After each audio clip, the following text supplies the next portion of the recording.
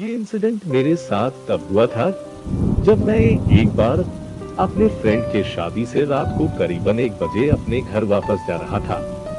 Road पूरी तरह से सुनसान पड़ा था। ठंडी हवाएं चल रही थी। रास्ते में काफी बारिश हो रही थी। तूफान भी था और मैं जहां तक देखूं मुझे बस एक सन्नाटा नजर आ रहा था।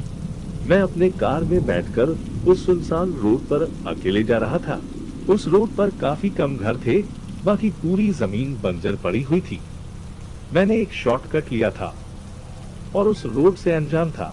जैसे जैसे मैं उस रोड से जा रहा था, मेरे दिमाग में एक ही ख्याल बार बार घूम रहा था कि काश मैं सीधे रास्ते चला जाता। पर अब मैं काफी आगे आ चुका था और अब वापस नहीं जा सकता था। मैं अकेला ही उस रोड पर ड्राइव कर रहा था। कुछ दूर चलते ही मैंने देखा एक पुराने खंडर में कुछ लाइट्स जल रही है। मैंने काफी देर से उस रोड पर एक भी घर नहीं देखा था। इससे पहले जितने भी घर मैंने यहाँ देखे वे सब आधे बने हुए थे या फिर खंडर थे। मेरी आंखें उस घर की लाइट्स पर जैसे अटक सी गई थी। तभी अचानक कोई मेरे गाड़ी के सामने आ गया। मैंने अपनी गाड़ी कंट्रोल करते हुए जोर से ब्रेक मारा और गाड़ी एक जगह पर रोक दी। मेरे सामने एक औरत खड़ी थी।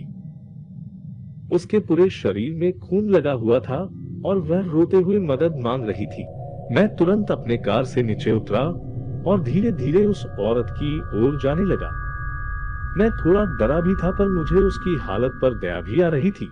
मैंने उसे शांत होकर उसके साथ ये सब किसने किया, उसकी ये हालत कैसे हुई, बताने के लिए कहा। कुछ कहने की जगह उस औरत ने रोड के किनारे बने घर की ओर इशारा किया और उसी घर की ओर भागने लगी। मैंने हिम्मत जुटाई और उस औरत के पीछे गया, लेकिन वह औरत उस घर में जाकर गायब हो गई। उस घर को देखकर ऐसा लग रहा था कि वह काफी समय से बंद पड़ा था। बस एक लाइट ही उस घर की खिड़की से बाहर आ रही थी।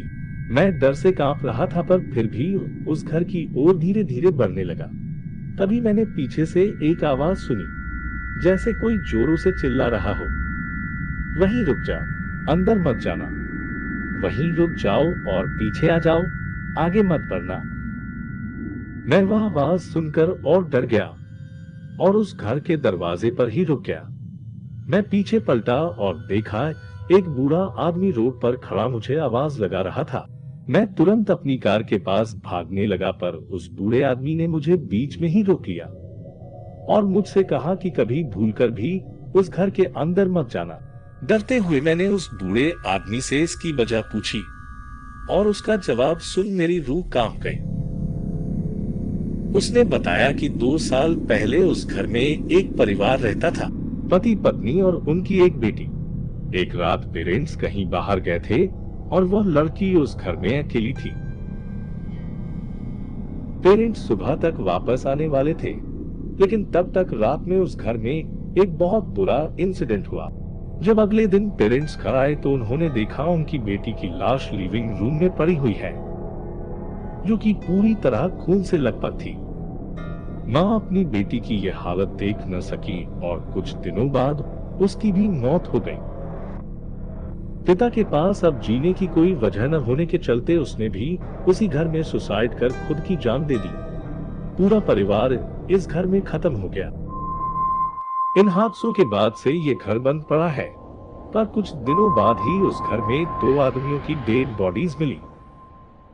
जब पुलिस ने इन्वेस्टिगेशन की तो उन्होंने कहा कि वह वही दोनों आदमी थे जिन्होंने उस लड़की का मर्डर किया था, जो इस घर पर रहती थी। उसी लड़की ने उन्हें इस घर में मार डाला।